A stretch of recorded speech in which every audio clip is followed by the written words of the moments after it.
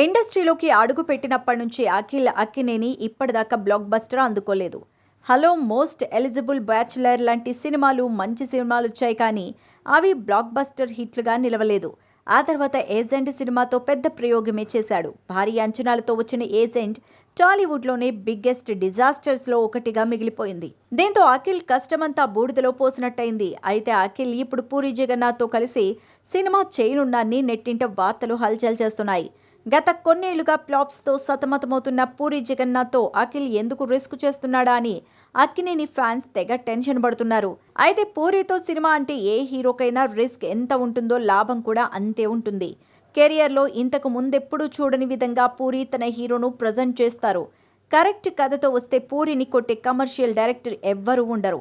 కాకపోతే ఈ మధ్య పూరి కథల్లో సరైన కంటెంట్ అయితే ఉండట్లేదు. ఒకవేళ వీరిద్దరి కాంబోలో సినిమా సెట్ అయితే ఈ సినిమాతో అయినా ఇద్దరు ఫామ్లోకి రావాలని ఆడియన్స్ కోరుకుంటున్నారు.